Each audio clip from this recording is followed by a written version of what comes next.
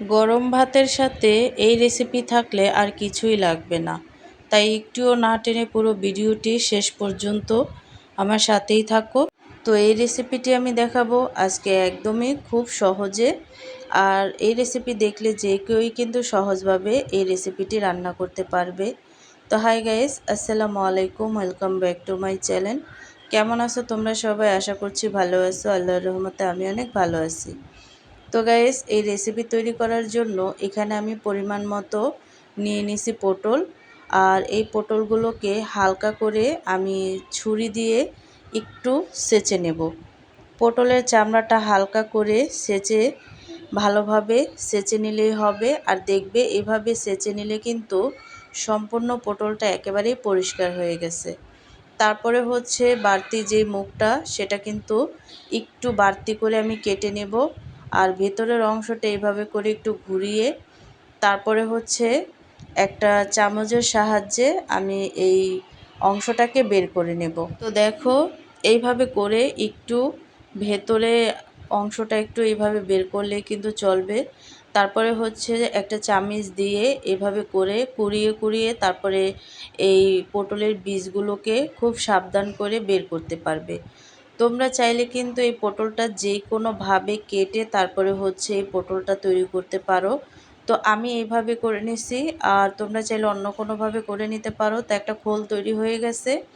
আর এইভাবে করে আমি সবগুলো পটলেই সেচে এবং পরিষ্কার করে নেব। দেখতেই পাচ্ছ সবগুলো পটল আমি এভাবে করে নিছি। আর এভাবে করে নেওয়ার পরে কিন্তু আমি পটলগুলোকে ভালোভাবে ধুয়ে নেব। তো ধুয়ে নেওয়ার পরে কিন্তু ভালোভাবে ফ্রেশ করে তারপরে হচ্ছে এই রেসিপিটা আমি তৈরি করব। তো দেখো, তো ভিডিওটি ফার্স্ট থেকে লাস্ট পর্যন্ত দেখতে থাকো, আশা করছি ভালো লাগবে। আর ভালো লাগলে প্লিজ একটি লাইক আর একটি সাবস্ক্রাইব করে পাশে থাকবে। তো পটলগুলোকে আমি ভালোভাবে ধুয়ে নিছি। আর এখানে নিয়ে নিছি আমি মাংস। তোমরা যে কোনো মাংস নিতে পারো। আর এখানে আমি নিয়ে নিছি মশলাটা যে যেমন খাও তেমন করেই কিন্তু দিতে পারো। তারপরে হচ্ছে এখানে আমি অ্যাড করে দেব আদা রসুনের পেস্ট। আদা রসুনের পেস্টটা দেওয়ার পরে এখানে আমি অ্যাড করে দেব একটা লেবুটাকে একটু চিপড়িয়ে জুসগুলো বের করে তারপরে হচ্ছে এই লেবুর জুসটা নিতে হবে। তারপরে হচ্ছে এই মাংসটাকে ভালোভাবে হাত দিয়ে সম্পূর্ণ মশলাটাকে মেখে নিতে হবে। আর ভালোভাবে মেখে নিলেই চলবে। আর ঝালটা যে যেমন খাও তেমনই দিতে পারো। আমি কিন্তু একটু ঝালটা বেশি দিছি। তো অনবরত হাত দিয়ে নেড়ে চেড়ে আমি মশলার সাথে ভালোভাবে মাংসটাকে মিশিয়ে নিছি। আর মিশিয়ে নেওয়ার পরে কিন্তু এখানে একটা পটল নিয়ে নিছি। আর এখানে আমি পুরটা ভরে নেব। আর মাংসর পুরটা পটলের ভেতরে একদম ঠাসা ঠাসা করে ভরবে না, কিছুটা জায়গা খালি রাখবে যেন রান্নার সময় পুর বের হয়ে না আসে। তো দেখো, এখানে কিন্তু পরিমাণ মতো করে তারপরে হচ্ছে আমি পুরটাকে ভরে নিচ্ছি। তো বেশি একটা ঠেসে ভরিনি, মানে ঠেসে একটা ভরার দরকার নেই। তো এইভাবে করে সবগুলো পটল আমি ভরে নিছি পুর দিয়ে। তারপরে হচ্ছে দেখো, এখানে আমি একটা প্যানে তেল দিয়ে দিছি। আর তেলের মধ্যে দিয়ে দিব হালকা একটু হলুদ দিয়ে তারপরে হচ্ছে আমি পটলগুলোকে ভেজে নেব। পুর ভরা হয়ে গেলে পটলের মুখটা সিল করার জন্য সামান্য একটু ময়দা বা আটার ডো ব্যবহার করবে। এরপর পটলগুলো হালকা তেলের ওপর এপিট ওপিট করে একটু ভেজে নিও। তারপর মশলার গ্রেভিতে দেবে, এতে দোরমার স্বাদ দ্বিগুণ হয়ে যাবে। তো দেখো, আমি কিন্তু পটলগুলোকে এক এক করে দিয়ে তারপরে হচ্ছে হালকা করে ভেজে নেব। আর এতে দেখা গেছে পটলের কালারটা অনেকটা চেঞ্জ হয়ে যাবে। তো দেখতেই পাচ্ছ পটলগুলোকে কিন্তু আমি হালকা করে ভেজে নিছি।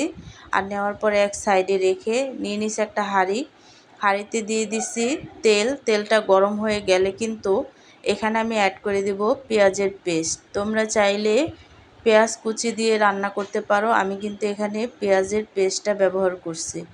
পেঁয়াজের পেস্টটার থেকে পানিটা যখন শুকিয়ে যাবে তখন কিন্তু এখানে আমি অ্যাড করে দেব আদা রসুনের পেস্ট। আদা রসুনের পেস্টটাকে দিয়ে অনবরত নেড়েচেড়ে একটু ভেজে নেব। আর ভেজে নেওয়ার পরে কিন্তু এখানে আমি অ্যাড করে দিচ্ছি সামান্য একটু পানি।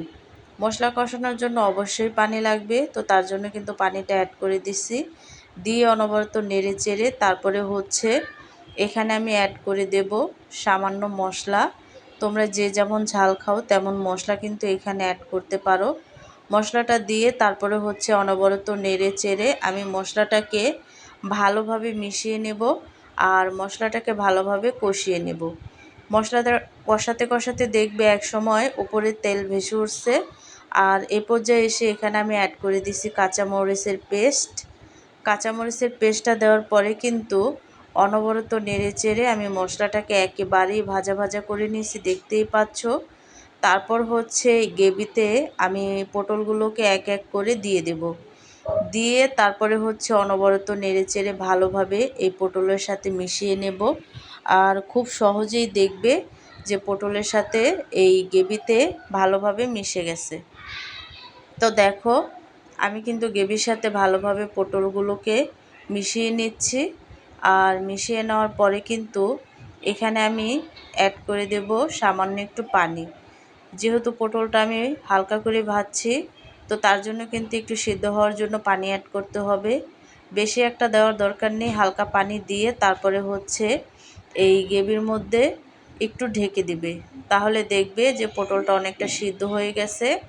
তো দেখো আমি কিন্তু পটলটা ঢেকে দিছি, দেওয়ার পরে বলক চলে আসছে।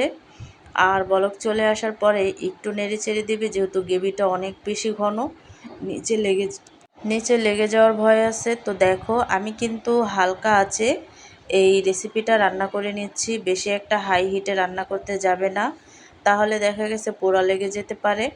তো অল্প অল্প করে হালকা জালে আমি এই রেসিপিটা রান্না করে নিচ্ছি, দেখতেই পাচ্ছ। আর এখানে আমি দিয়ে দিচ্ছি কাঁচামরিচ। আর কাঁচামরিচটা দেওয়ার পরে কিন্তু একটু ঢেকে দেব। ঢেকে দেওয়ার পরে কিন্তু আরেকটু নেড়ে চেড়ে দেব, মানে বারবার নেড়ে চেড়ে দিতে হবে।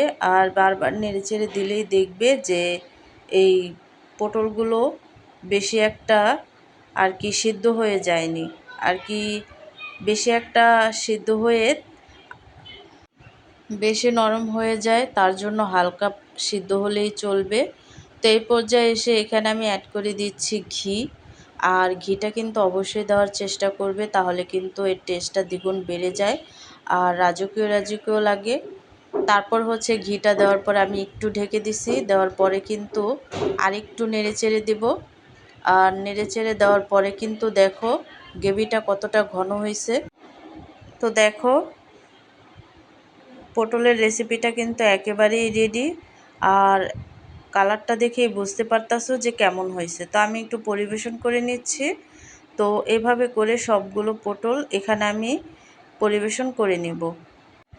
তো তৈরি হয়ে গেল আমাদের গরম গরম পটলের দোমরা রেসিপি। তো এই রেসিপিটা কিন্তু গরম গরম ভাতের সাথে খেতে দুর্দান্ত লাগে। আমাদের মাংসর পুর দিয়ে পটলের দোমরা রেসিপিটা দেখতে কতটা চকমকে আর লোভনীয় হয়েছে। বিকেলের রান্না কিংবা মেহমান আপ্যায়নে এই রাজকীয় পদ্ধতি অবশ্যই ঘরে বানিয়ে সবাইকে চমকে দাও। ভিডিওটি ভালো লাগলে প্লিজ একটি লাইক দেবে, কমেন্ট করবে এবং বন্ধুদের সাথে শেয়ার করতে ভুলবে না। আর প্রতিদিন এমন চকমকে সহজ ঘরোয়া রেসিপি পেতে আমার চ্যানেলটিকে সাবস্ক্রাইব করে আমার পাশেই থাকবে। তো আজকের রেসিপিটা কেমন লাগছে অবশ্যই কিন্তু কমেন্টে জানাবে। তো অন্য কোনো রেসিপি নিয়ে তোমাদের মাঝে আবার চলে আসবো। আজকে এই পর্যন্তই। সবাই সুস্থ থাকবে, ভালো থাকবে। আল্লাহ হাফেজ।